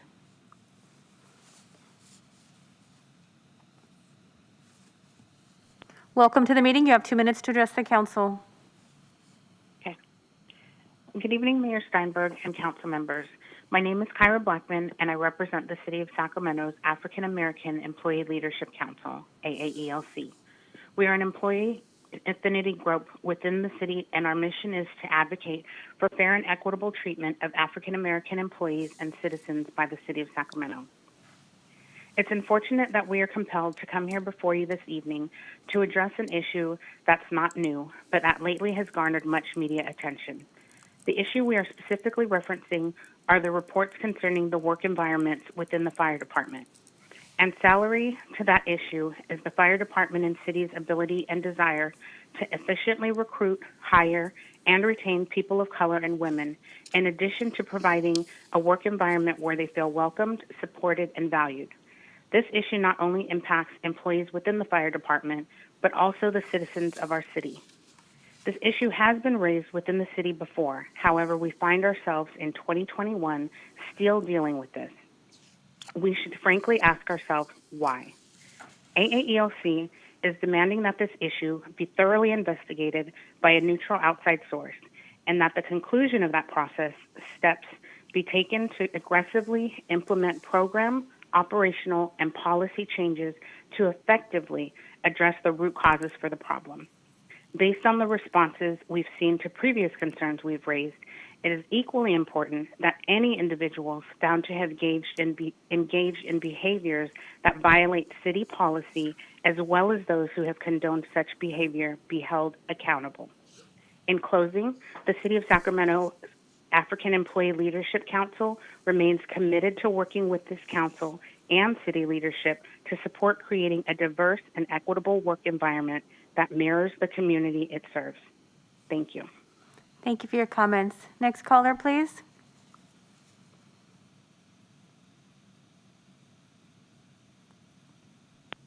Welcome to the meeting. You have 2 minutes to address the council. Yes, thank you. Good evening, Mayor Steinberg and council members. My name is Mark Portuondo. I'm a resident here in D7. I'm also a member of the Sacramento Riverfront Association, a group of around 200 residents that live along the Sacramento River in both Councilmember Jennings and Valenzuela's districts. We also coordinate with the West Pocket Neighborhood Watch Group, who their member Steve Lightstone that just spoke earlier. I'm following up on what he had said and just want to reiterate, since the Flood Protection Board has indicated it would not reinstall the permitted cross-levee fences, our group has been very vocal that without a safety plan in place and clear coordination, just what Mr. Lightstone also talked about, clear coordination with local stakeholders, public safety would be at risk. We have received 0 responses, some from members of this board, as well though as on the Flood Protection Board. And now, lo and behold, 2 gates do come down, and as Mr. Lightstone mentioned, cars, other motorized vehicles have been on the levee, putting residents and a school that is along the levee back there with children that learn up on the levee at risk. The gates that they have removed have nothing to do with the current construction. It's on the total opposite end. They were erected to keep out unauthorized vehicles and persons off the levee and the private properties that abut the levee. And now that they are down, it's becoming exactly what residents have talked about and feared, which is a very unsafe environment. And so I just want to reiterate that folks that live out here need to know that our safety is the utmost concern of not only their elected officials, but also the appointed officials that are currently in charge of the levee. And currently, folks are not feeling that. And so we ask that, our local elected leaders can reiterate the fact that these gates do serve a safe Thank you for your purpose. comments. Your They time need is to be- complete. Will you make your final comment, please? Yes, just please call on the board to reinstall the fences. Thank you very much for your time. We appreciate it. Thank you for your comments. Next caller, please. Welcome to the meeting. You have 2 minutes to address the council. Hello, yes, this is Lambert Davis of To the Bay and Back Cheesecakes, District 2, specifically Del Paso Heights. I wanted to comment on a couple of things tonight. First of all, I'm glad that there was some sort of acknowledgement to Attorney Colley. He was an icon when I was growing up in Del Paso Heights. I used to hear my parents and the elders talk about how great he was. He was a big fighter of discrimination, institutionalized and systemic racism. So I'm glad to hear that. Also, the group that spoke earlier, the AELC, that's the group who has exposed the toxic culture that exists in the city manager's office. I didn't know about that until I started applying, but I remember them, so I wanted to give them a shout for still fighting. I saw the article in the front page of the Bee about the fire racism down there, the toxic environment. And so I'm not some person that's just walking around bitter. I mean, this is a problem down there. I just happen to get caught up in it, being a state and federally certified small business endorsed by the Better Business Bureau. I'm probably their worst nightmare because they always say they can't find any qualified and certified black-owned businesses. Well, to the Bay and Back cheesecakes is going to be your worst nightmare because we meet every criteria. And two, my city councilman Lololi, we like to see a town hall meeting. Whenever you can get around to that, I should be in the loop. My family's been in this district since 1946. So hopefully 2/3 vote is going to come this year. And what more can we say? I mean, it's a Thank you for your comments. Your situation time down is there. complete. Will you make your final comment, please? Yeah, everybody should know how to spell to the Bay and Back cheesecakes. Cut the check loose, city manager. Thank you for your comments. Mr. Mayor, I have board and commission appointments to read into the record. Go right ahead. To the Major U Community Advisory Committee, Marjorie Dickinson and Tracy Thomas. To the Civil Service Board, Catherine Mayola and Shailene Hunter. To the Major U Community Advisory Committee, Jose Goris, Devon Brandon Thomas, Deborah Otto Kent, and Noel Mora. To the Planning and Design Commission, Barry Boyd, Jordan Olenek, Jai Wang Connolly, and Inuch Young. To the Sacramento Housing and Redevelopment Commission, Emmanuel Amanfor, Marcia Shoemaker Hodge, and to the Parks and Community Enrichment Commission, Janine Gaines. Thank you. Very good. Thank you so much. Are there council ideas and questions? Yes, Mayor, I got my Yes, hand. please. Go. So thank you. You know, starting tomorrow, I guess we're entering the red tier. So the complexion of COVID is changing somewhat, and that brings my mind to 4th R. I've been working with YPSI to put a new 4th R building at Caleb Greenwood, and to prepare for the idea of kids being back in school, but to meet the needs of parents who have never had a greater need for 4th R and childcare generally. So I'd actually like a report back from the city manager's office about this specific issue, how we are going to staff 4th R.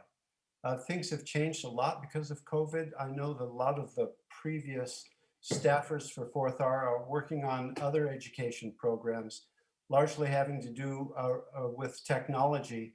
But I think we need to be prepared because the need is going to come on with a roar about 4th R. You know, I've got calls from parents at Phoebe, and I'm sure that my colleagues are getting calls in their districts.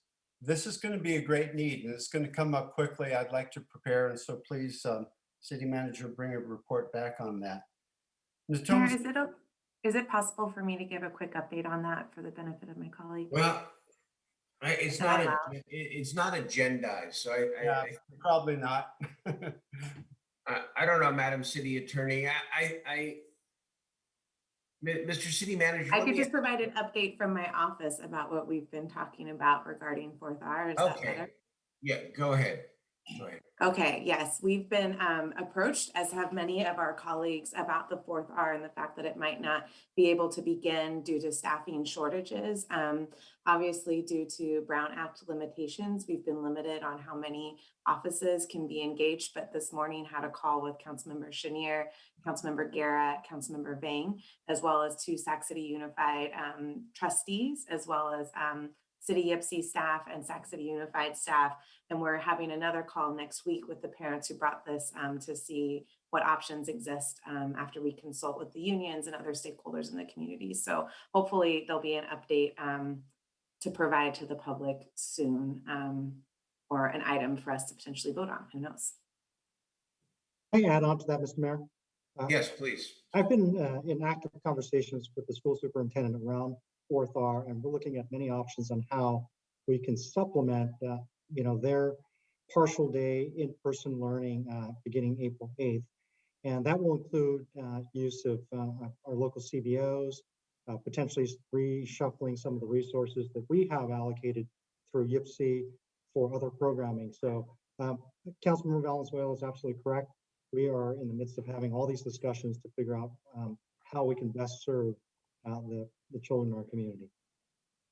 But we'll be bringing a report back, as the council member mentioned. Yeah, well, that's exactly why I asked for it. You know, of course, other council members have been in contact with the school board members trying to sort this out. So I think it's a very important topic of discussion, and we'll look forward to what you bring back, Howard. Yep. I appreciate that. Two more quick announcements. The Natomas Community Association will be holding their monthly general meeting Wednesday, March 17th, tomorrow at 6:30 p.m. And also a very important provider in my district, Joey's Food Locker, located at Natomas High School, is looking for volunteers to provide assistance every Friday with their food distribution efforts. Currently, Joey's Food Locker feeds 6,000 people with food insecurity. Please email my office for additional information if you're able to volunteer at Joey's Food Locker. Thank you, Mayor. Thank you. Who is next, Madam Clerk? Councilmember Vang and then Councilmember Guerra. Awesome. Thank you so much, Madam Clerk, and thank you, Mayor. I will try to keep this short. Just really want to take this opportunity to thank so many people who made last Friday's vaccination pop-up event in South Sacramento a reality. We are definitely entering a year of the pandemic, and we all know that COVID still continues to do incredible harm to our families and communities. And all of us know that there is going to be long-term impact and consequences for many of our communities that often are left behind. And I think, on the ground, as I'm speaking to families and community members, I think for many of us, sometimes progress has felt like an uphill battle, but last Friday's vaccination event gave our community so much hope. We were able to finally secure a vaccine and host the vaccination event in South Sacramento. And in particular, I want to call out 95823, which is in Councilmember Cheniere's district, Councilmember Jennings, and my area, which actually has the highest cases of COVID in the city of Sacramento and in the county. And so I really just want to take this opportunity on record to thank our 100 plus medical and non-medical volunteers, our incredible CBOs, 14 CBOs that I was able to partner with, who are our trusted messengers on the ground, for making Friday events possible. We had only 1,000 doses, and 90% of those residents that were vaccinated were folks of color, Black, Latino, Asian American, Pacific Islanders, and 52%, because we got the data back, 52% were LEPs, so limited English speakers. And we were very intentional about that. I met so many African-American elders, Filipino aunties who were just so grateful that this event was happening right in the heart of Meadowview in their neighborhood. And I also want to give a shout out that if you are one of the volunteers that were interpreters, thank you so much for being on site. We had volunteers that were interpreting it in Mien and Hmong and Vietnamese and Spanish on site with our seniors. I want to give a shout out to County Public Health Officer Dr. Kassirie for her commitment to equity and vaccine distribution. Also a shout out to Dr. Oshida, but in particular, Dr. Roberts, who recruited a diverse medical staff to be on site so that folks were administering the vaccine looked like our communities. And lastly, I want to give a big heartfelt thank you to our city staff from IT, Biff, Dawn, from YPSI, Steve, who is at the Pinel Center, Katie, Jackie, from OEM, Daniel, and Janelle. Just thank you so much. And then lastly, I want to give a shout out to my team, Sierra, Jaime, Ryan, and I want to say Kat. She doesn't want me to do this, so I'm going to give her a shout out, my fierce chief of staff who led this effort to make this happen. I'm just so inspired by all of you. Thank you so much for your heart and hustle to make this possible. And I really also just wanted to announce today that I'm proud to announce that starting next Friday, not this Friday, we'll be hosting vaccination clinic at Pinel for the next 2 months, working with our 14 CBOs on the ground.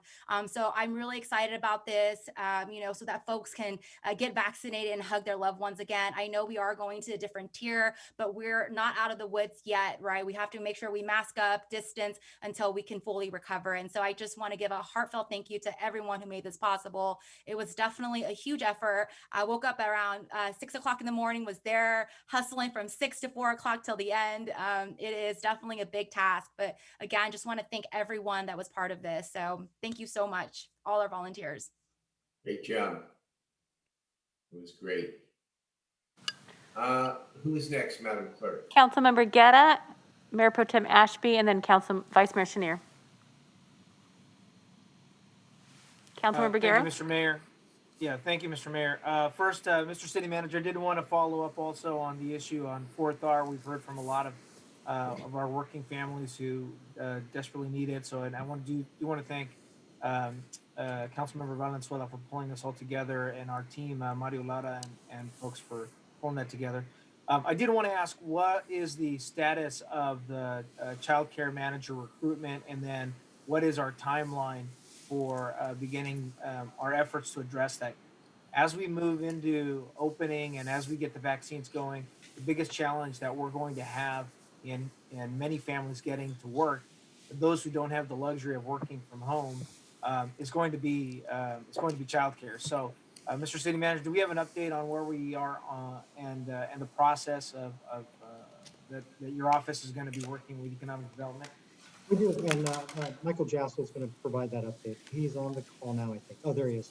I am. Thank you, Howard. Thank you, council member.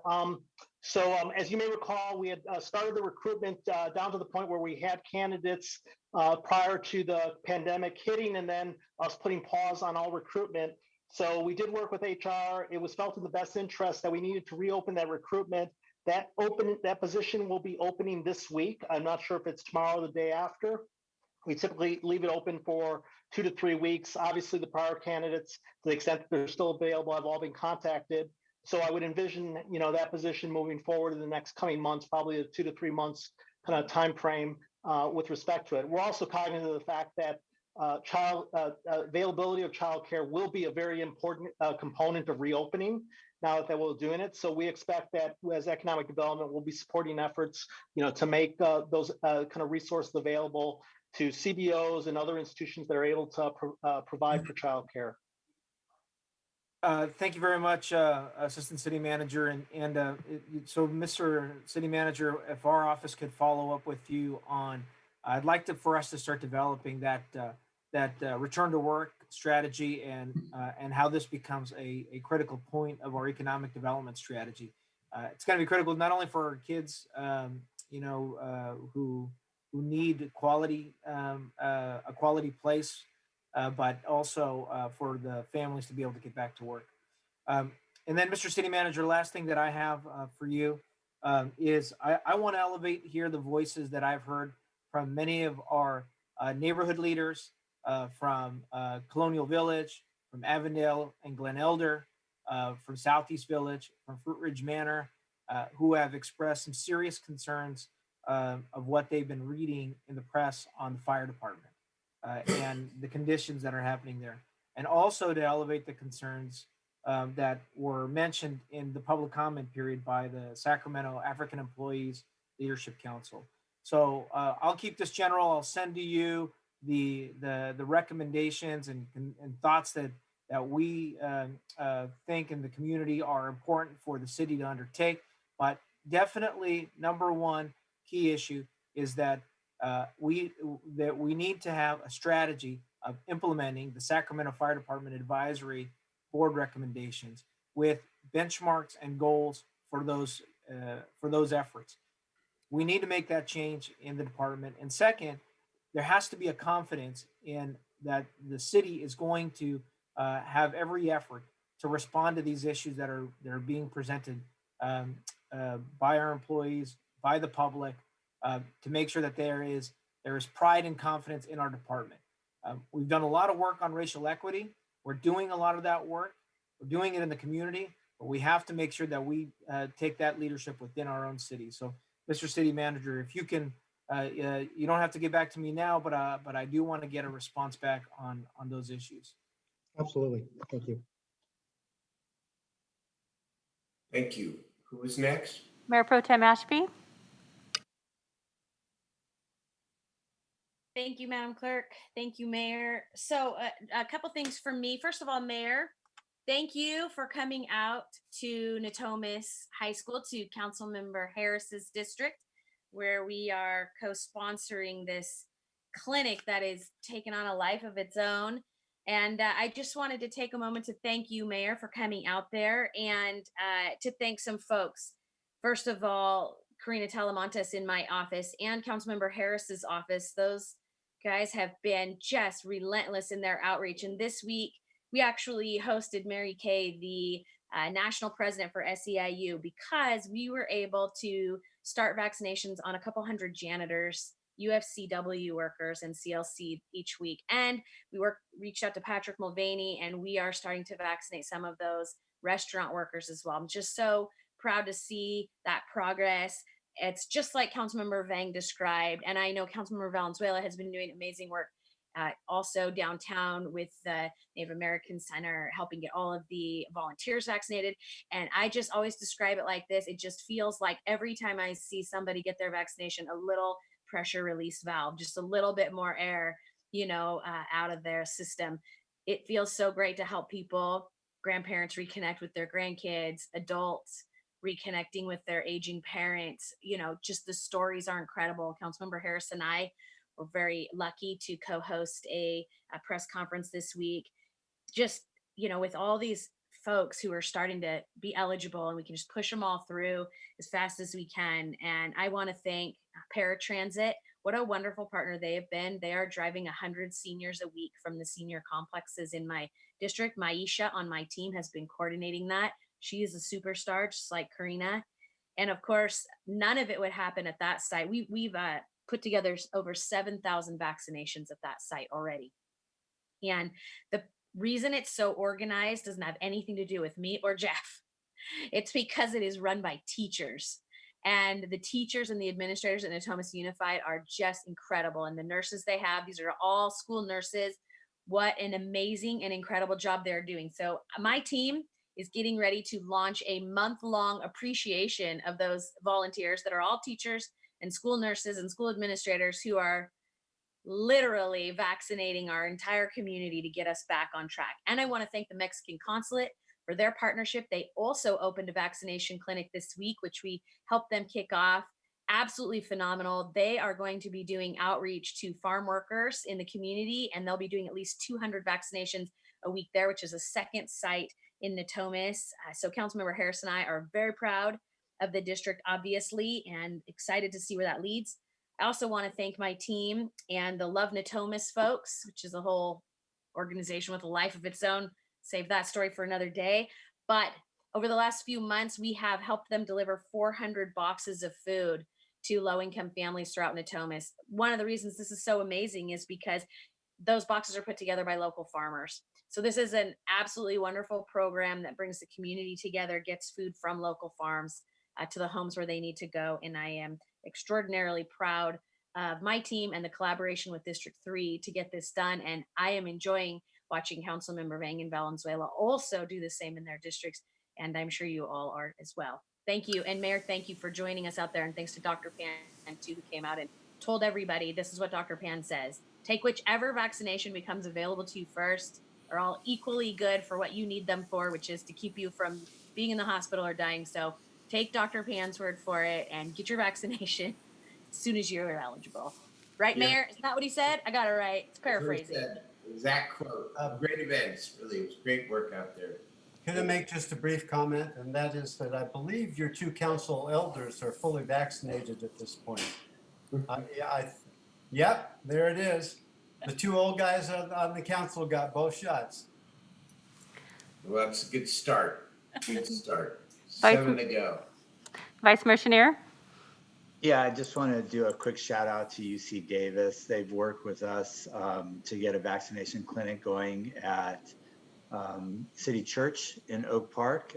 They started last Friday, and they'll be doing it every Friday afternoon. And then also they have been working with Rick's Church with St. Paul, and they'll be starting on the 31st of this month doing a vaccination clinic there. And then an additional shout out to La Familia, who's also been doing vaccinations and bringing in farm workers to make sure that they get vaccinated as well. So trying to keep our end up on D5, doing what we can as well. So thank you. All right, members, I guess I would conclude just by saying that with vaccinations increasing and the incredible work that you're all doing to get the vaccines out to all parts of our community, with more supply and a federal government that's pushing hard on all cylinders, and state government the same, maybe this summer, maybe we can get back to you ending the council meetings by announcing your outdoor community events, or at least some outdoor community events that, won't that be a great thing? And I hope if we stay the course and we stay vigilant here, we don't loosen up on mask wearing and being careful, that that's exactly where we're headed, to a good place. So on that note, if there's nothing else to come before the city council, thank you all. We are adjourned.